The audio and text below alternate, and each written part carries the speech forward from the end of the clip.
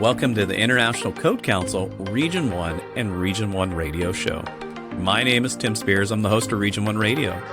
Region 1 was established in 2014, and we're made up of 3 states, California, Nevada, and Hawaii. That also includes many ICC chapters. We're dedicated to excellence in education and engagement to promote a safer environment by bringing individuals together. This podcast series was designed to highlight individuals and share their experiences with you. If you enjoy our show, please make sure to rate and review us on Apple Podcasts and subscribe to our YouTube channel. In this episode, I spoke with Chief Daniel Berlant, Acting State Fire Marshal and Deputy Director of the Community Wildfire Preparedness and Mitigation with CAL FIRE.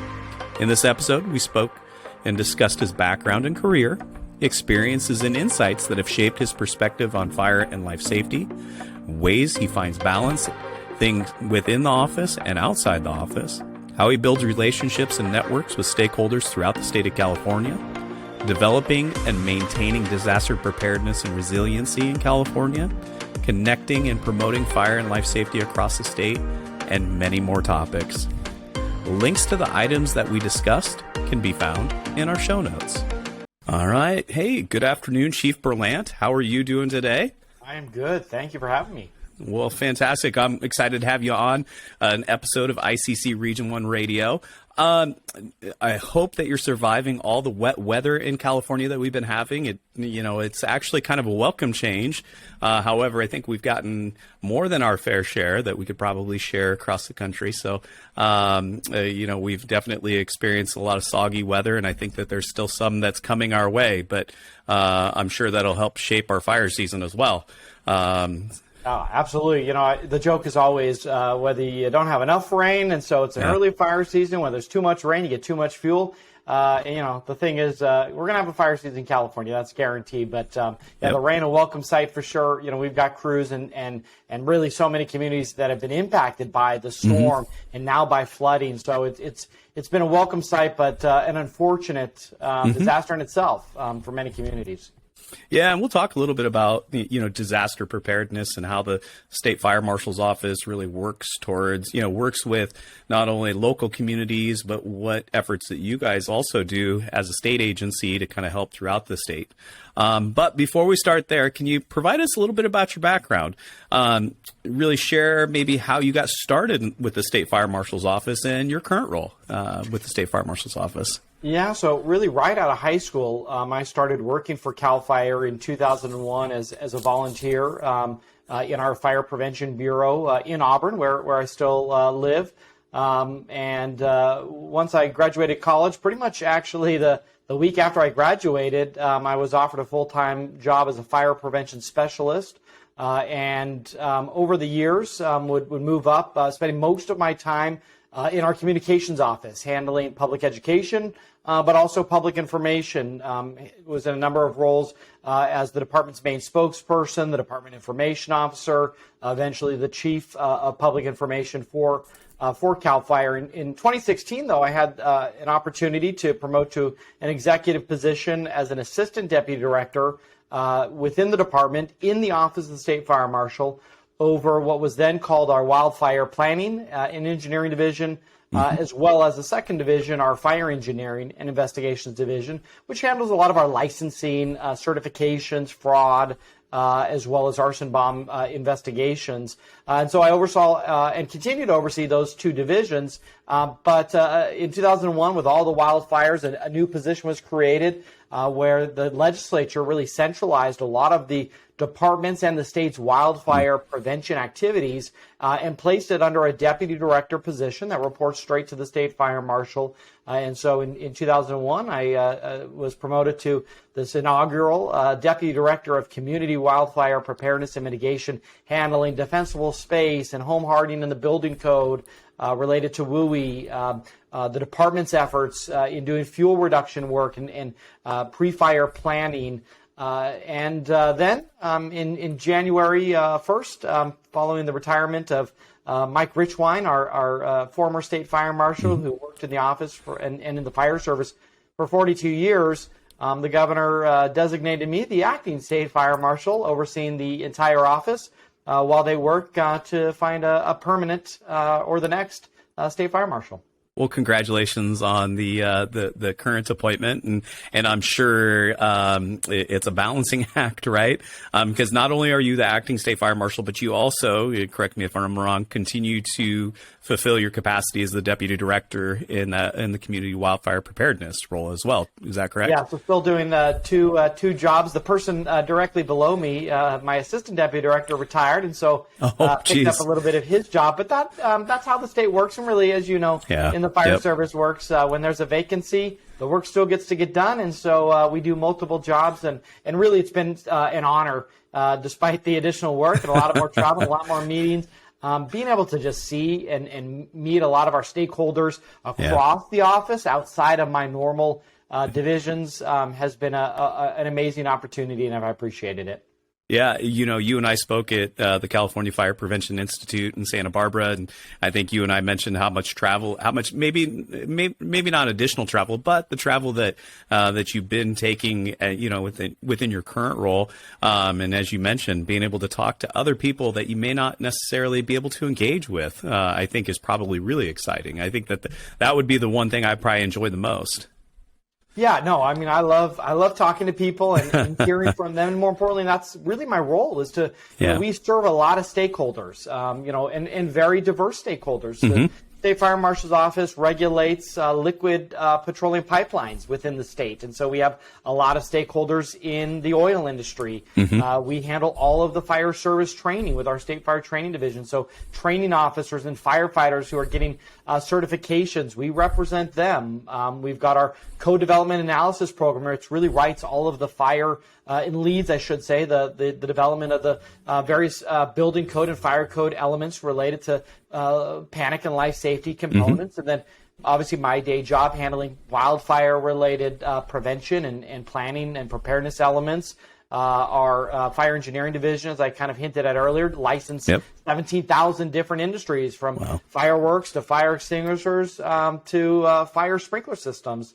And so it's just a very, very across the state diverse group of people. And so, I love being able to serve them and be, more importantly, an avenue to hear from them of what is it that they need so that we can help them in whatever their industry or career is, but more importantly, assist them and work together in making California safe, because that's really at the root of the mission of the State Fire Marshal's Office. Yeah. No, I kind of want to ask a little bit about your experiences and maybe some insights that you've developed throughout your career, just because I think we all have notable experiences. But before I do that, I think maybe one of the things I want to take a step back is talk about balance, in the sense that, all the different things that you do throughout the day. How do you really balance, your what you do every day and, everything in the office and maybe outside the office? I think that I've asked this question of a lot of different people that I've talked to on this podcast, and I think some of it is we compromise a lot of our personal time, because we understand that, like you mentioned, the work still has to get done, and we still have to continue to work. But what are some things, or maybe some ways that you find balance to be able to balance what you do inside and outside the office? Yeah, it's a great question, one that I'm still working to find the full answer. Obviously, having my day job is busy enough. The State Fire Marshal, and it's we're a state agency, so from San Diego to the Oregon border, it's a huge area, and so to get to one part of the state, travel takes time, and that is an amazing amount of time away from just the daily business. But then my position, the State Fire Marshal should say, its position really is a Chief Deputy Director of CAL FIRE. And so there is a lot of internal leadership that's provided as well to support all of the functions of CAL FIRE. Then away from work, I'm happily married. We have a 2-year-old, so raising a toddler. Really busy, yeah. Right there, is obviously my number one priority. Though sometimes that's a discussion here at home. But then I'm also on our local city council, sit on our local Fire Safe Council as well, and with that comes a number of regional boards. I represent on our county air pollution control district, our flood and conservation district, and a number of other committees. And so I'm heavily engaged in my local community here in Auburn, on top of my family commitments and on top of my work commitments. And I say that and not as a low-key brag, but really as all of us do a lot, and a lot of that I think often goes unnoticed and undiscussed. Yep. And your question, you really asked a question. I don't know how we balance it. My wife and I make the best of it with calendars and highlighters to make sure we're in the right place at the right time, and most importantly, somebody picks up the son from school. But what I've really learned, especially in the last couple of years, is your family time is limited. It is. There were fire marshals and deputy directors and people before me, and they will be here after me.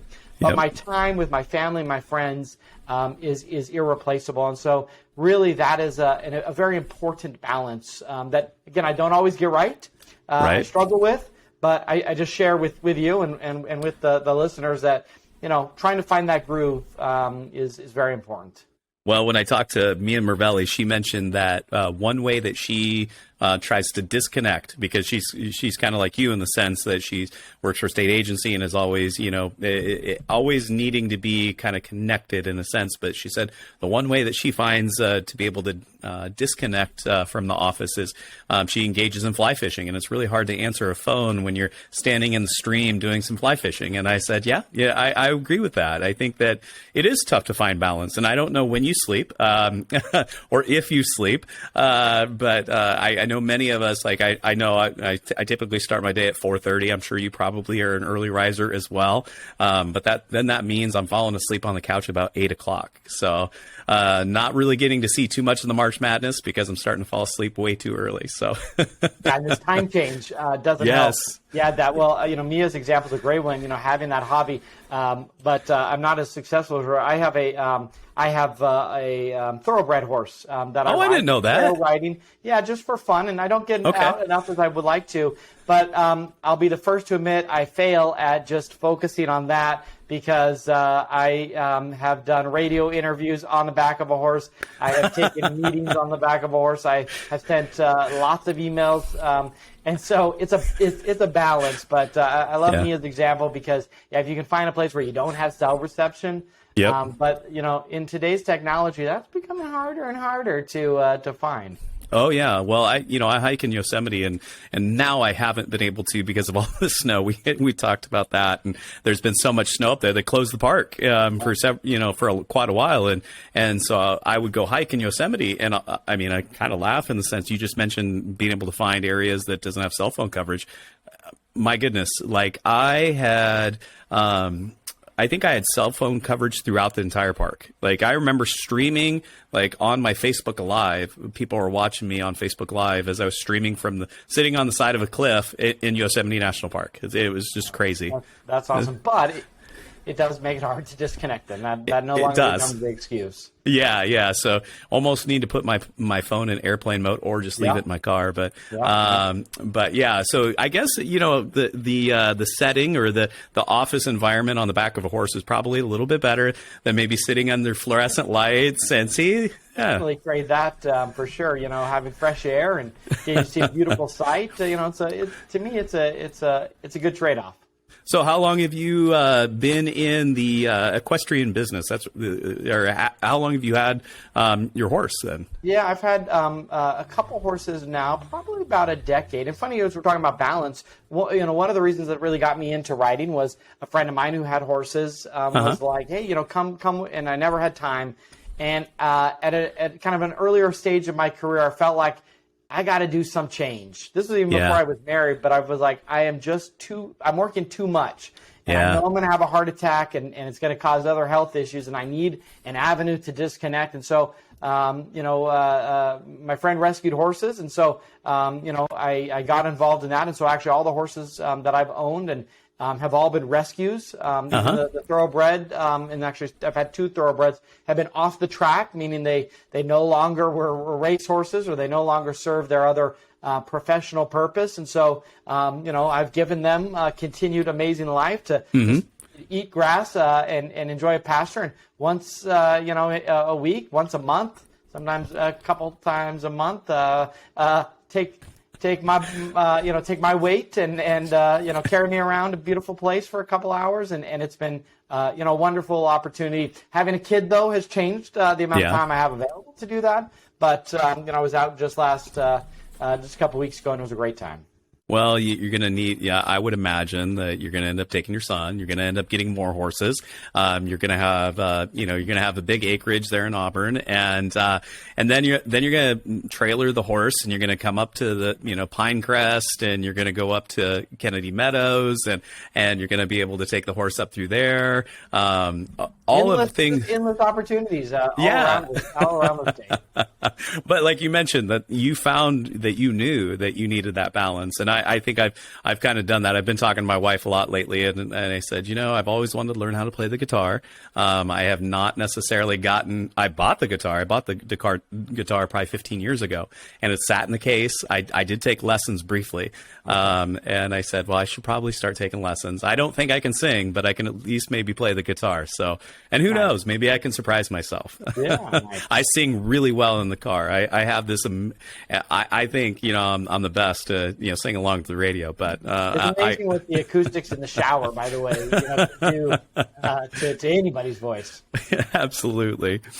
Well, one of the things I want to talk about is, as I mentioned, experiences. I think many of us have different experiences that really help shape who we are and where we've come from and where we're at now in our careers. So has there been any notable experiences that you've had or insights that you've developed throughout your career to really shape your role with your current role with the State Fire Marshal's Office? Yeah, when I was still in junior high, I think that's where I can kind of connect back my roots to fire.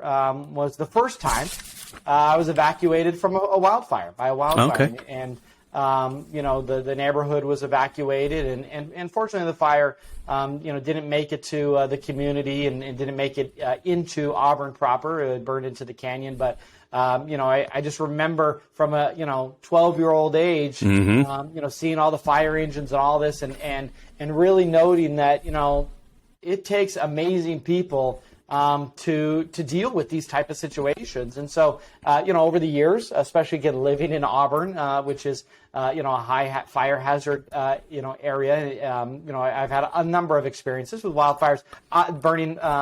On my own property, burning, my back fence down a couple years ago. Burned. Oh, wow. So, like many Californians, impacted by fire. And really, I would say that has really what kind of spurred me into the fire service, itself, and specifically related to preventing fires and helping people. And like you, I really enjoy talking to people. And so my early days in Cal Fire really were dealing with educating people about what they can do, mostly related to wildfires, but all types of fire safety.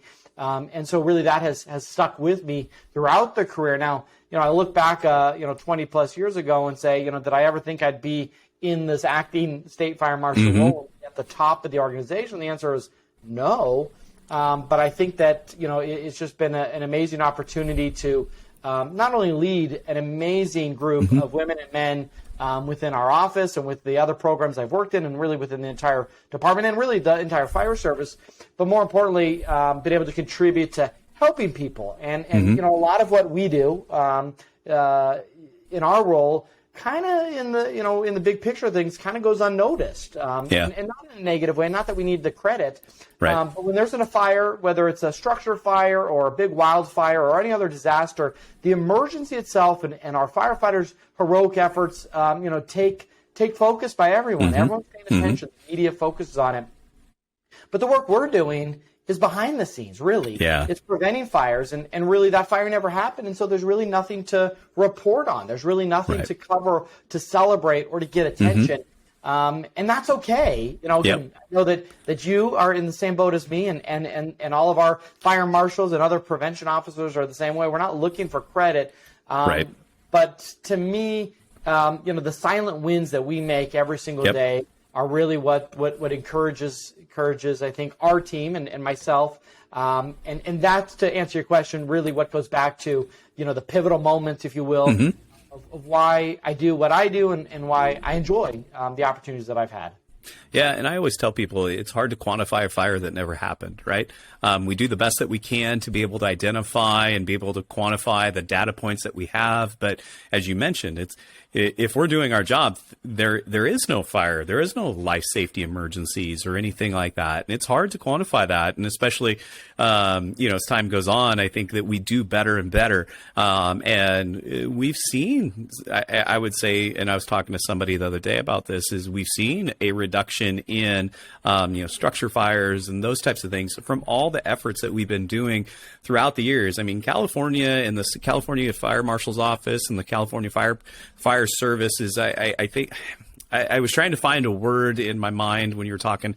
I think iconic in the sense, or because we're always leading on the leading edge. That's the word I was trying to interrupt you. We're the trailblazers, right? A lot of things start here in California and slowly make their way. And that's not to discount the other 49 states or even other countries, but a lot of things really do happen here in California. So I think we're trailblazers. We're leaders. Together in these efforts. Well, and we talk about building standards, and really, we go back to Chapter 7A in the building code, and that development for I think was it Stuart Tom and a group of individuals that helped kind of build or develop the wildland urban interface code, so to speak, for the state of California. And a lot of the code sections now are being used in different documents, and the different things that we have worked on throughout the state.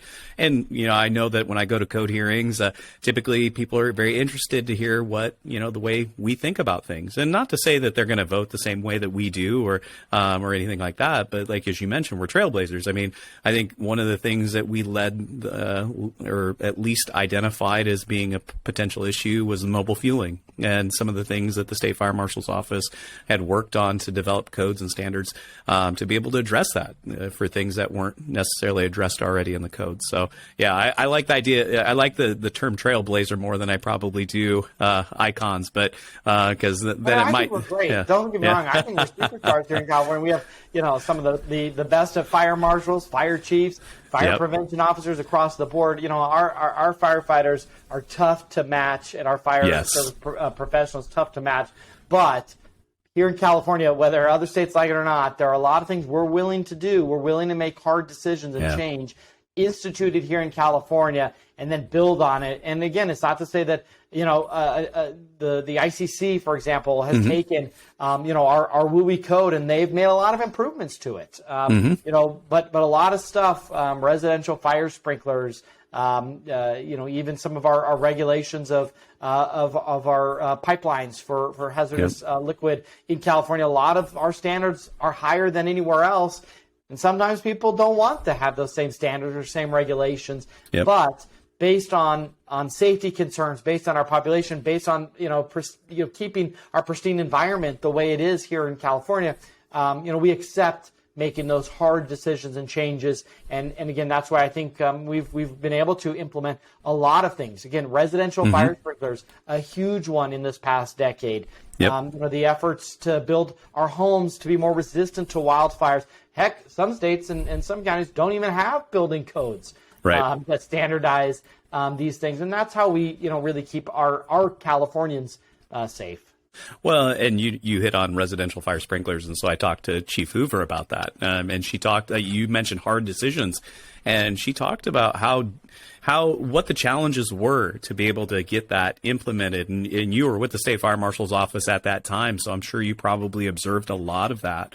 But to be able to get that in there, and I talk to people all the time, and they ask me my thoughts on residential fire sprinklers, and I said, well, I'm going to tell you that I'm definitely a huge proponent, not just because I'm a fire marshal, but I've seen it in action.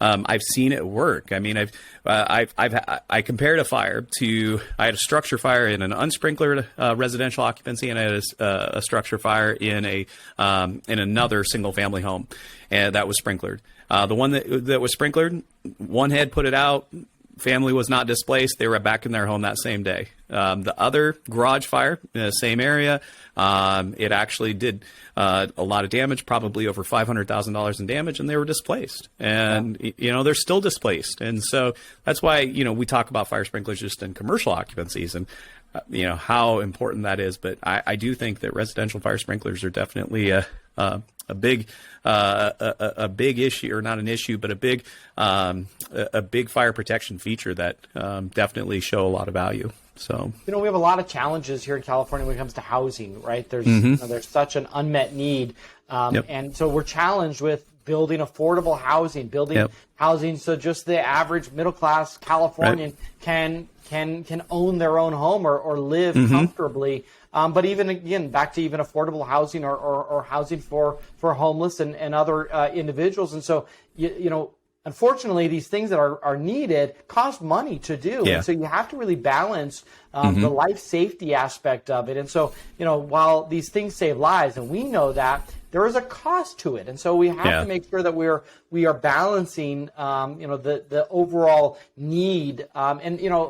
Especially in the wildfire world, I have a lot of discussions about developing communities and people talking about that, the push to have more housing and denser housing and more ADUs is in conflict with our wildfire mitigations. And really that's not the case. I really don't believe that fire protection and prevention and preparedness is in conflict with this focus point of addressing our housing needs. We just have to make sure that we're doing it in a way that ensures that people are safe. And back to constructing homes in wildfire areas, you can do it. You just have to build your home to the level of hazard that exists. Right. But that's why these have been fights over the years, is just, trying to bring down the cost, and that's reasonable. Again, when I bought my house, every penny I could save and negotiate down was critical. And so, as the building industry has been, a critical partner with us in a lot of these codes, they've got to manage making sure that it's affordable to sell these homes. It's affordable for them to construct these homes. And so it's not as easy, even though it's a no-brainer to us that lives. There's a balance in the costs. There's a balance, in these other policy areas that we need. And that's where, maybe we'll talk about it later, but why relationships are so important. Whether it be with our code, standards like ICC, whether it be our building officials, whether it be our building industry, whether it be our elected officials, we all have to work together and come up with the best thing. That's what I love about the State Fire Marshal's Office code development process.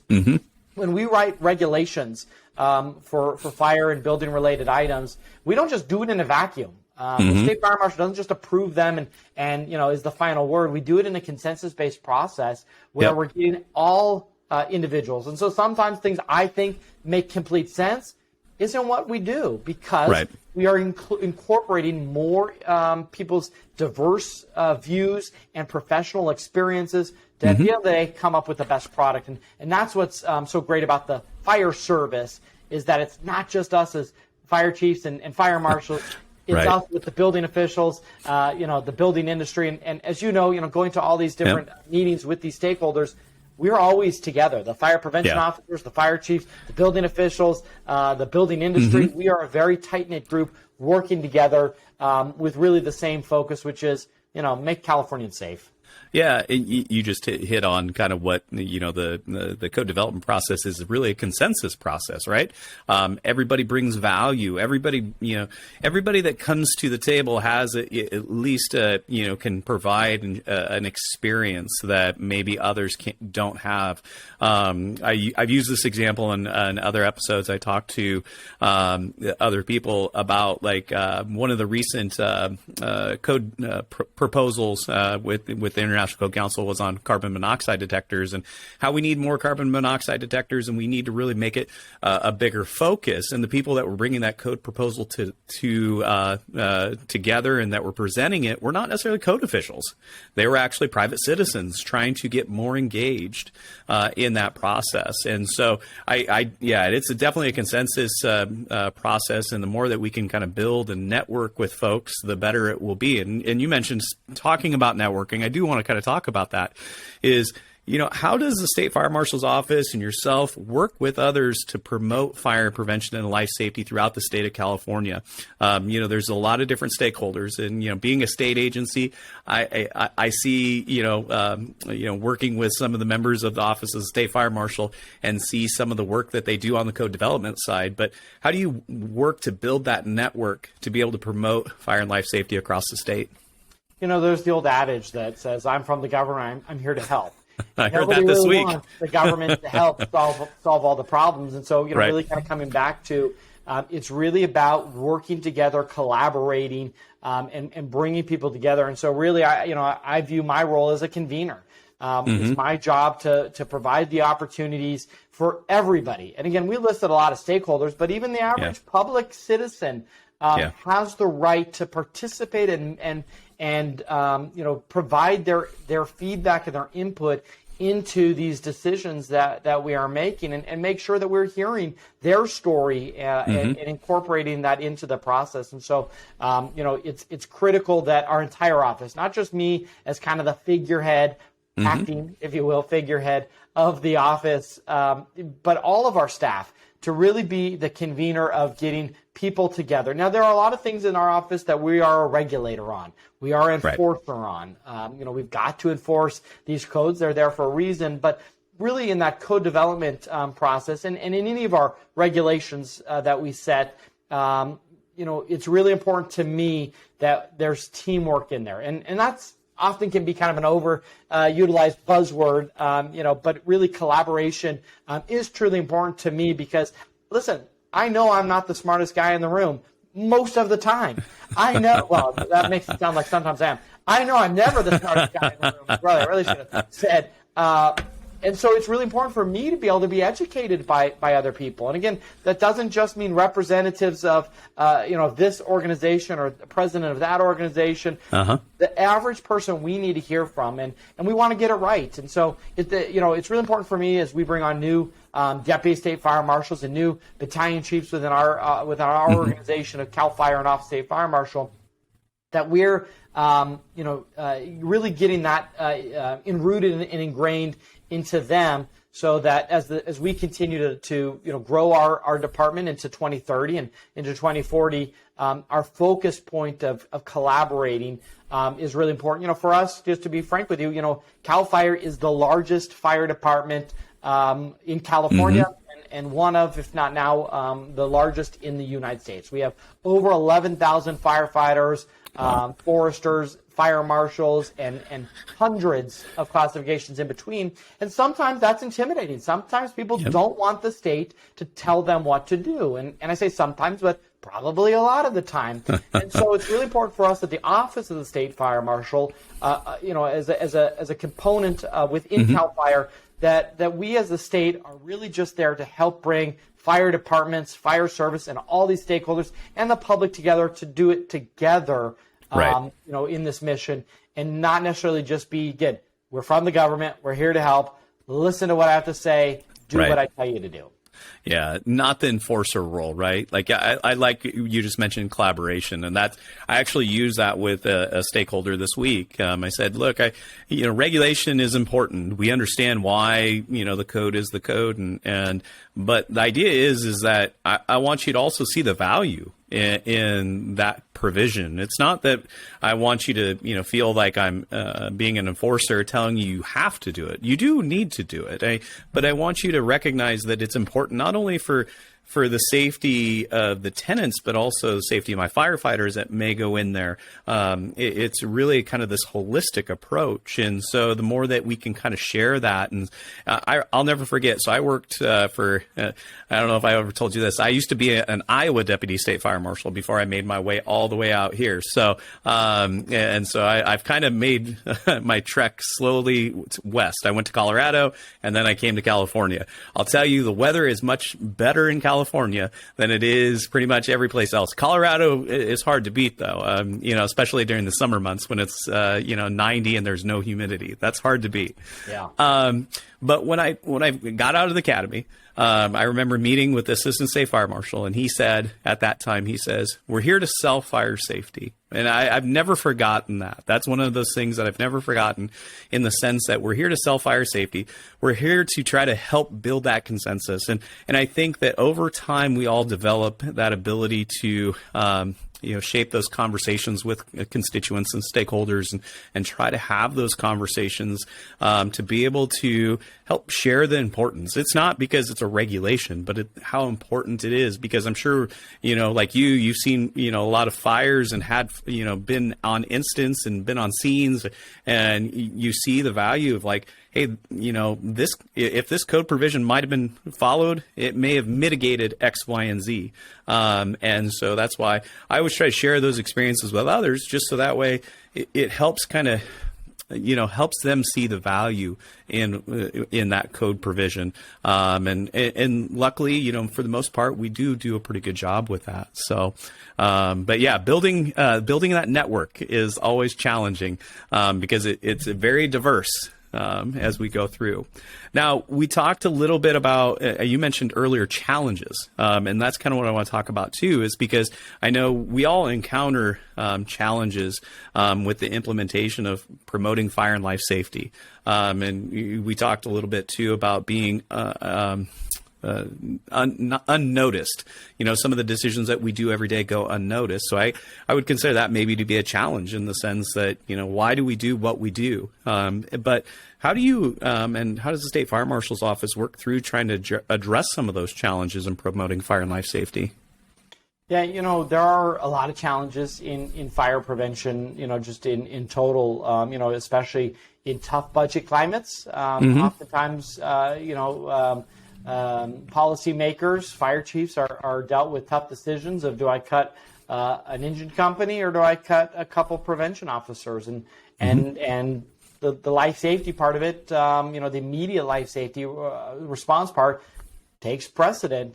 And one of the things I really work hard to, in my role, in working with the fire chiefs that we support, is to really help support our local fire marshals, and by really helping our, especially newer fire chiefs. I get a chance next week to speak and teach a portion of a leadership training for chief officers at the state's training symposium, and part of what I'm going to talk about is the not just the importance of fire prevention, but the importance of balancing as a fire chief and as a policymaker during budget times, especially, to make sure that you have the right balance between the operational staff and the prevention staff. In my organization, I'm fortunate enough to work for a director who doesn't believe in a separation between fire protection and fire prevention. In fact, kind of angers him.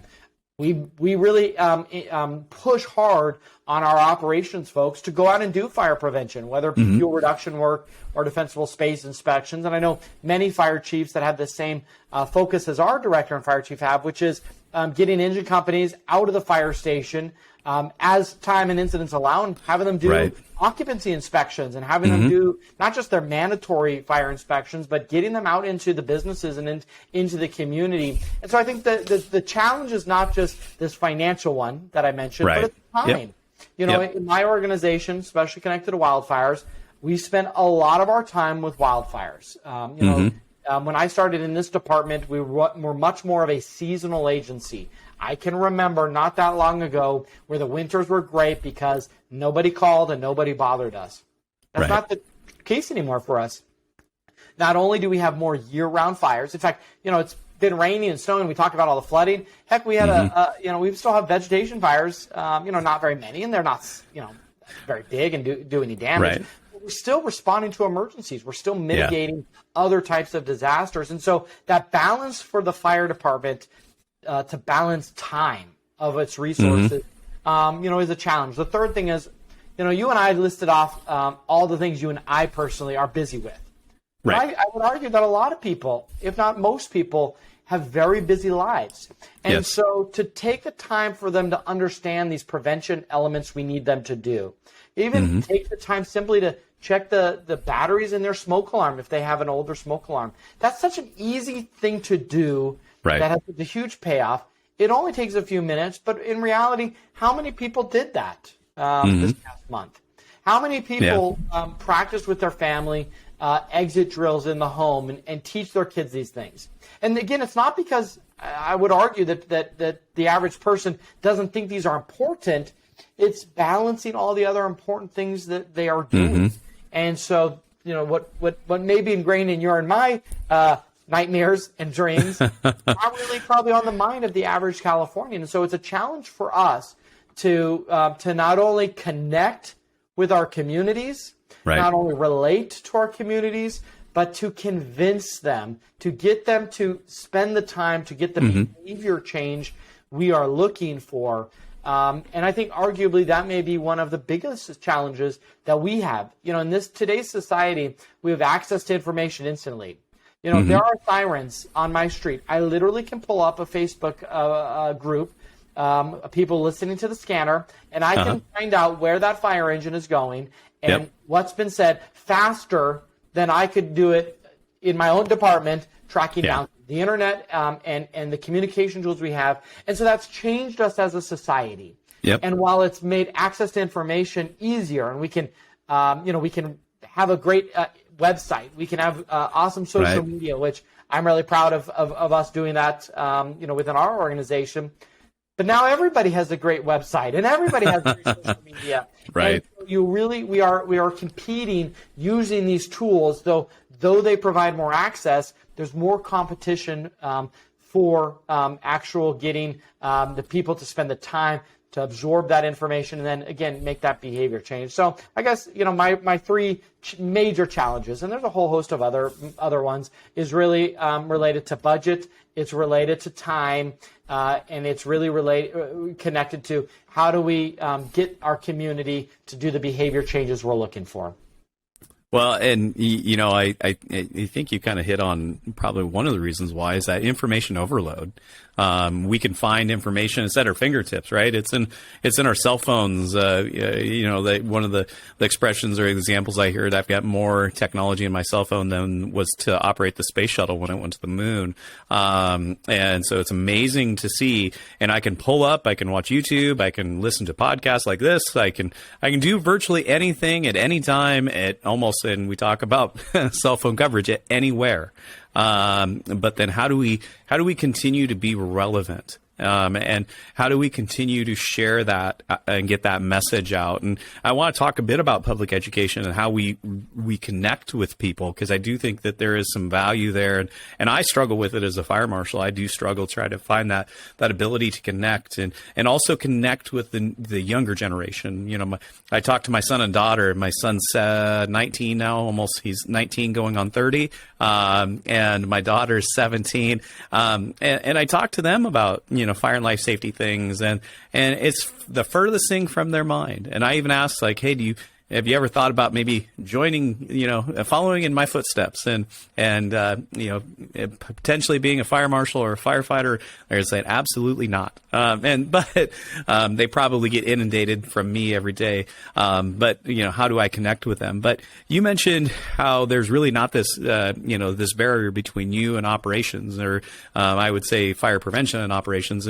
And many of us are going to this term community risk reduction. Like my division is a community risk reduction division. It's no longer fire prevention because I really consider fire prevention to be one of the risks, right? So fires is one risk, and we've got all these other risks that we address, hazardous materials and all of those other things that we do every day. And I talked to Greg Rogers. He was the deputy chief fire marshal out of Spokane Valley. And he said it's really culture. It's the culture within the organization and being able to connect. And it sounds like you guys are also in that same, you also kind of think in that same fashion, where it's a culture change. It's, getting out and getting, our prevention or, getting our operations crews out into businesses, making contact, developing that connection. So it sounds like there's a lot of similarities that many of us are starting to do nowadays. Yeah, for sure. A lot has changed, well before, my career in the fire service as far as, fire. Most of the emergency incidents that all of our agencies are responding to are actually medical aids. And so, a lot of my focus is fire prevention. But, you brought up hazardous materials. Again, we've got We at the office, regulate the transportation of liquid petroleum. We also do training. That's not necessarily prevention. And so, right. Our office, no different than a fire prevention bureau, has changed a lot with the change, in risk and issues. A new problem occurs, and that's really in the fire service how we've made a lot of in the last century. A lot of our codes and standards are really based on a new growing trend, new technology, or a major incident, and then it brings change. But I really think that you are right that we have to this idea of risk reduction is more holistic than just fire.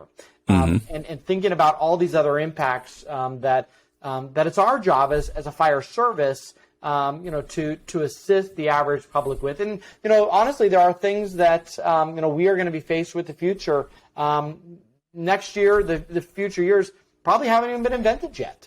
And that's what's really important for us as a fire service to not just stay relevant. We're always going to be needed. There will always be fires, right? There will always be emergencies. But the type of emergency or what caused that fire continuously changing. You brought up the mobile fueling, but also energy storage and battery storage, and the fact that we have more devices that are running off of certain products and certain technologies that are more hazardous than others, and those technologies and those trends come faster than sometimes the codes can occur. And really this battery storage, I think, is going to be the next really big thing we've got to tackle, because especially with the energy challenges we have here in California, and as technology allows, more and more people are going to want to have their own storage of power in their home to keep the lights running when either there is a public power shutoff, when the electricity goes out, or just to have that power when they need it. And so battery storage and how we ensure that where it's located, how it's kept, how it's maintained, that the fire concerns are all addressed. But again, I kind of come back to, for us, I think in our careers, there will be things that we can't even think about or imagine today that we're going to have to mitigate. And so thinking of it more holistically than just the traditional core components of fire prevention is what community risk reduction really is all about, and being able to continuously use data to assess the problem and then use that data driven to come up with solutions to continue to keep people safe. Well, yeah, you mentioned, the being data driven, and one of those is through that community risk assessment, and being able to identify what those risks are throughout your community, being able to prioritize them, because that's going to be one of the biggest things is, there's a lot of risk, but how do you prioritize, and how do you start to implement strategies to address them? And I think that many of us, fire marshals and even building officials, because I truly do think building officials are also kind of doing the same thing. You mentioned energy storage; they're also very connected, and we all kind of work together. And even the building industry, trying to find solutions to address this, because once you get into that built environment, things change, and so how do we continue to maintain it is also going to be another thing. And my jurisdiction, we do a lot with logistics and some of the logistics challenges, and some of these new automated storage facilities, and they also have lithium-ion batteries, and what are those impacts going to be, and how do we continue to make sure that we meet the intent of the code? But one of the things I before I forget, I wanted to talk about, and you've hit on it a little bit, is making that connection, that public education and outreach and promoting fire and life safety. But how does the State Fire Marshal's Office work to maybe connect not only with myself being a local agency, but also the citizens in California, to be able to try to help influence and promote fire and life safety behaviors? Yeah, it's an area and an opportunity for us to do more and to do better. in Cal Fire as a whole, we have a public education department, and we do a lot of mass media campaigning. But during my tenure at the Fire Marshal's office, I've really taken my time in communications and public education and connected, these fire prevention and community risk reduction issues and tried to do more. And so actually, I really am looking forward in the future for our organization to do more and really to be a leader. And when I say a leader, I mean in convening the message. One of the concerns that I've long had is, my department wants to have a message that says this, and you want to say it this way. Now, there may be differences between our communities, but the problem is that if we are somehow reaching the same person and they hear it two different ways, their ability to understand and then to bring the behavior change is really reduced. And so I really feel like the fire service here in California, we need to do a better job of aligning our public education campaigns to make sure we're saying the same thing. And so one of the things I'm really focused on is really having us work with our members and our stakeholders and our fire departments to come up with the campaigns together. Let us put the money, on the back end to help develop them, make these materials free, make them available, let you put your logo on them, let you customize it to meet the community's need, but make sure that the core message is the same. Consistency in the message is so critical, especially back to, as we talked about, we are bombarded with advertisements.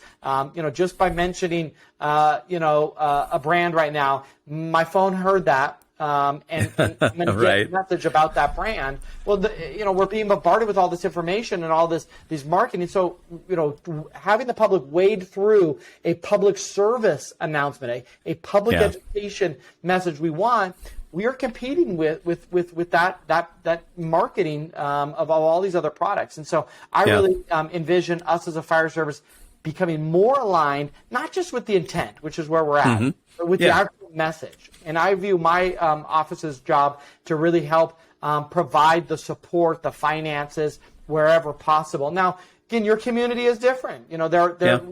While we are one California, there are unique needs. And we also need to recognize that within our community, we have populations that have specific needs. And so whether it's based on language barriers, whether it's based on, income to do the work that we're talking about, these vulnerable populations within our own communities add to the challenge here. But just, kind of coming back to your question, I really want us to take more of a leadership role in working with everybody to come up with these campaigns, making them a California Fire Service campaign. And I truly believe that we will then be able to better market, back to your comments from one of your mentors, better sell the things that we know are so important. So we're already making some adjustments, trying to focus some additional staffing. We recently are wading our feet into it.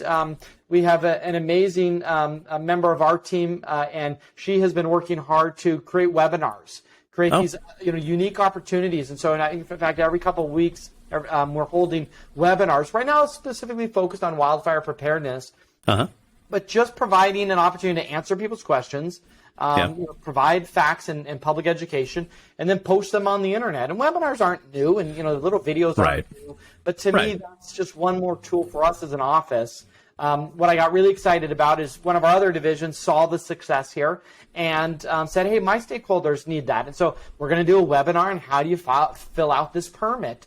And so, while none of these tools are new and other fire departments do amazing public education and amazing outreach, we in the office are growing in this area, and I'm really excited about it.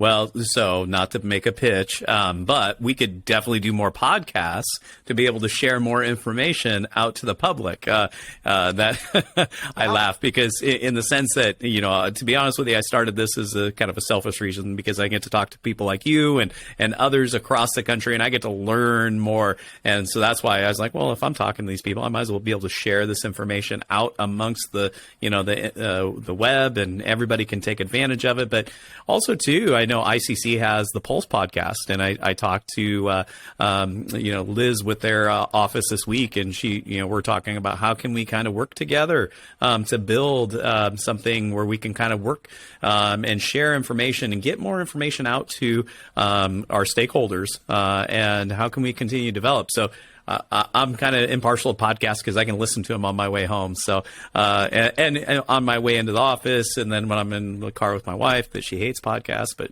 so she won't even listen to mine. So it is what it is.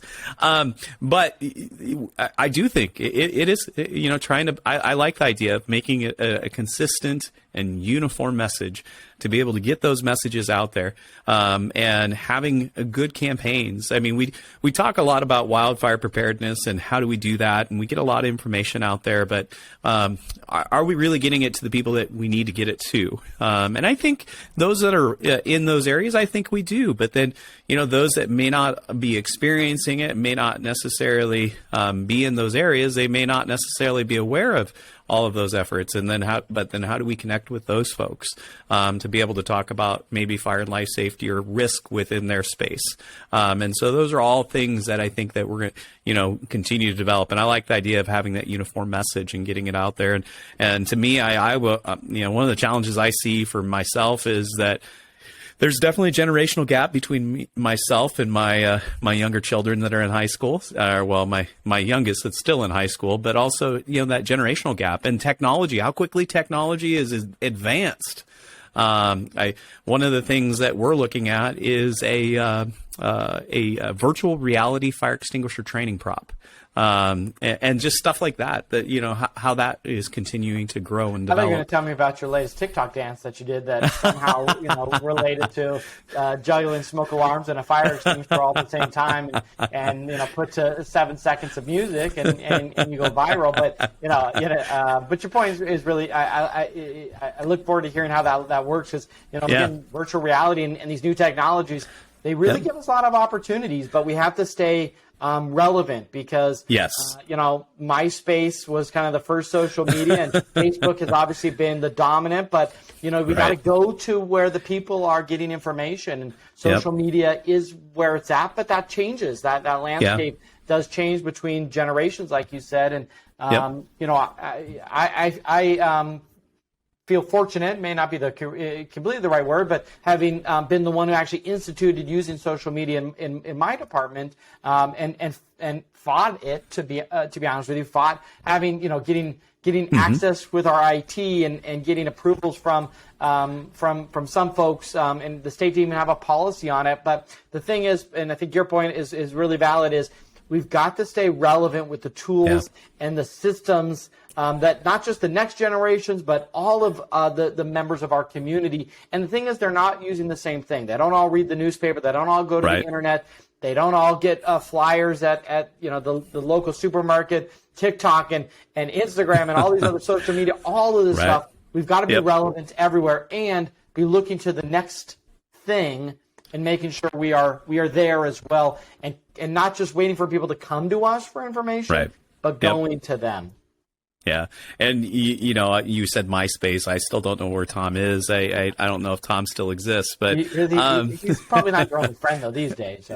Yeah.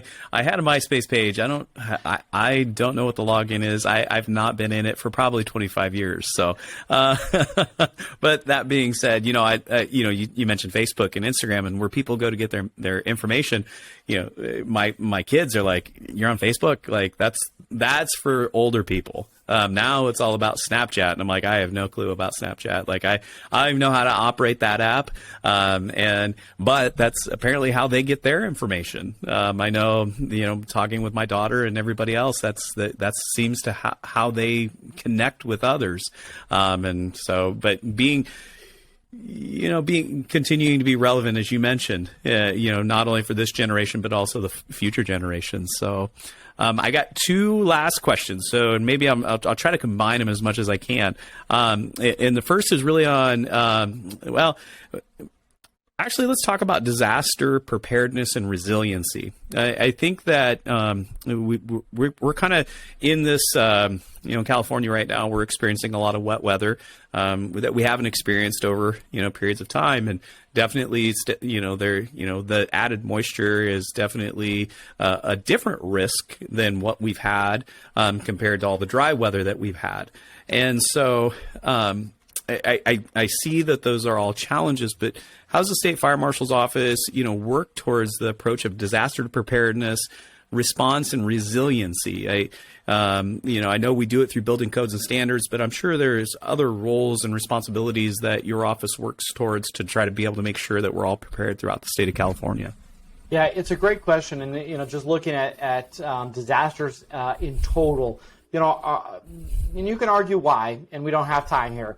But there's a change in our climate, which has led to more frequent disasters. I mean, our governor likes to say the wets will get wetter and the hots will get hotter. That's what he said when, 5 years ago or so. And that's true, right? We're getting more rain now, and then we'll potentially, have the worst drought, in decades. And so we do have to become more resilient to not just wildfires, which, of course, continue to be, though, our number one natural disaster in California.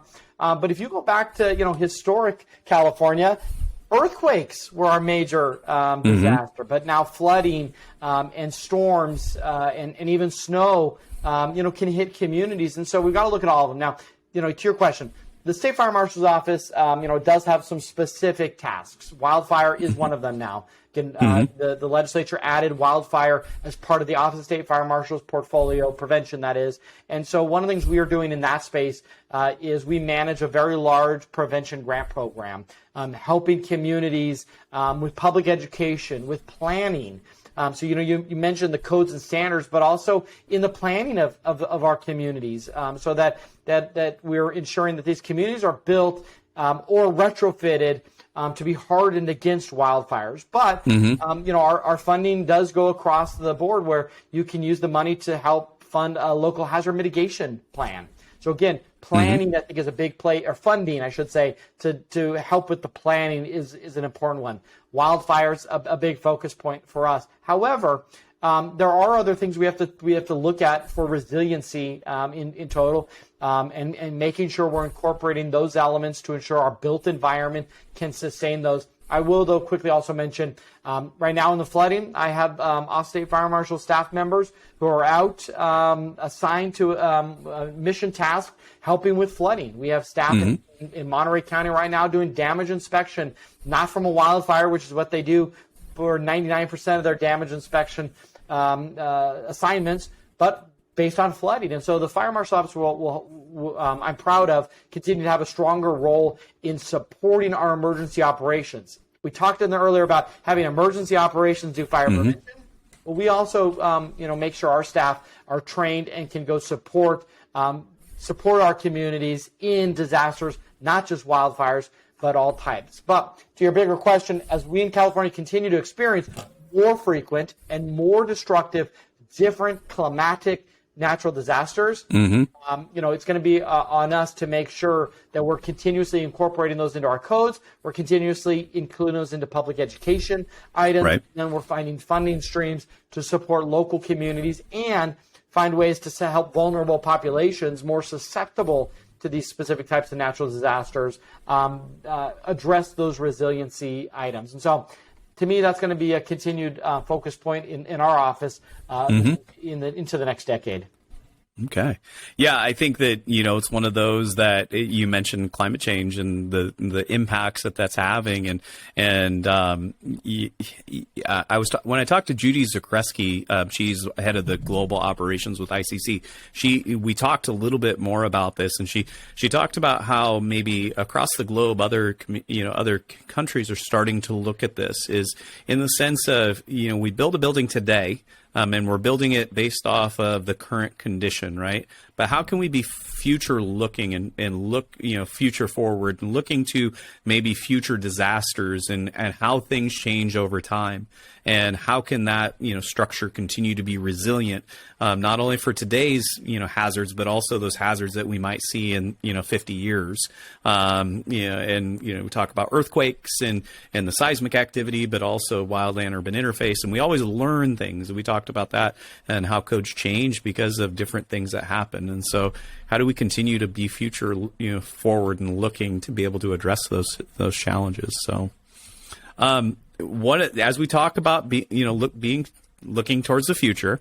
So I kind of want to end on this note, would be more on emerging technologies. And I know that the State Fire Marshal's office lists, different equipment and things like that come in, into the state. But how does this Office of State Fire Marshal stay current in emerging technologies and trends within fire prevention and life safety? We talked about the state of California being trailblazers. But how do we, within the California Fire Service, continue to look at those emerging trends and technologies that are coming up? Yeah, one of the things that I think makes California a trailblazer in this space is we have the Silicon Valley, right? Home for decades now of being the place where these new technologies, these new products, these new best practices, all are born out of. And so, it's really important. I don't have an easy answer of how we do it. It's more important to make sure we are providing those opportunities through our various committees so that when somebody has a great idea or they have this new product, that we are giving them a platform to listen to. In our department, we've created a research and development program that is testing these products to see which of them are of value and then pointing them in the right direction, whether that's a product we buy as a department, whether we share that with other departments, or whether it's a standard that we need to incorporate into our codes. The other big change in our office is probably across our divisions, we have probably over a dozen new people in our part of our team.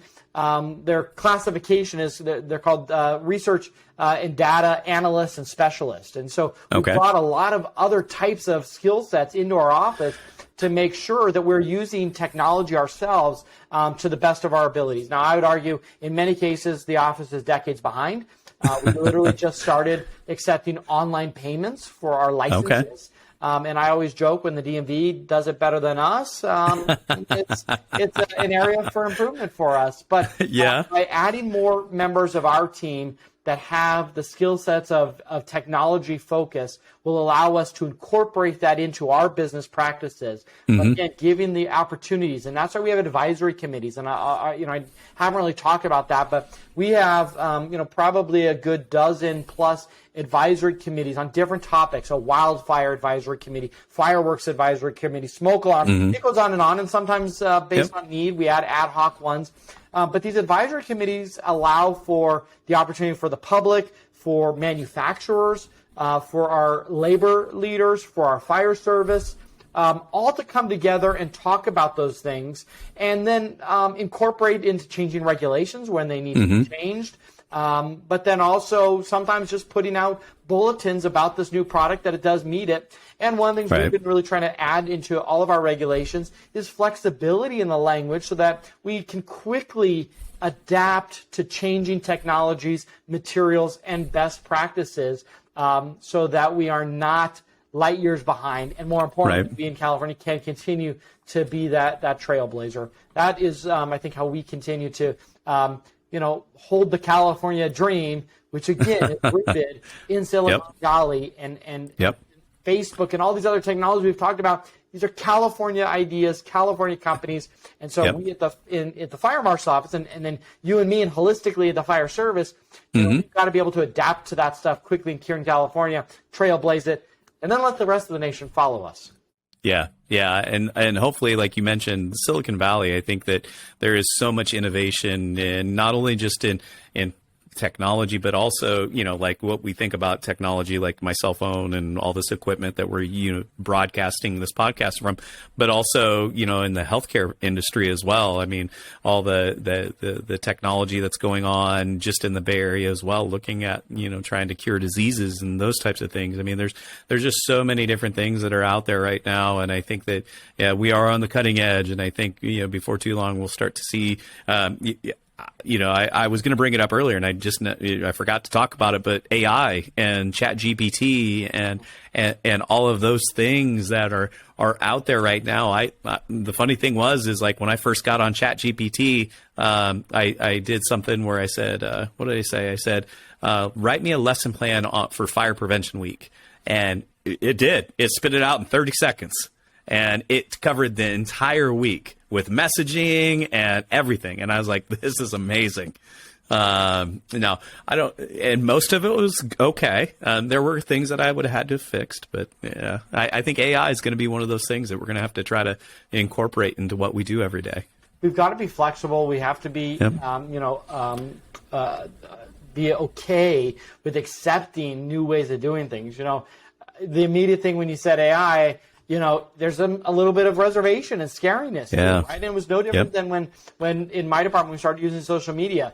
People were scared because they weren't used to it. They weren't comfortable with it. And so, again, back to being relevant, to be a trailblazer, you can't be scared of it. You've got to be able to test it and make change. And, also the other piece of this is as new technology is developed, we learn that maybe the way we did things wasn't really the safest, or maybe the product we have is not the best. And I think of even some of the own safety equipment our own firefighters wear that has chemicals in it that we are really finding to be cancerous and actually be more harmful to our people. We've got to be able to track these changes and then adapt to getting these chemicals or these other products or ways of doing things out of our our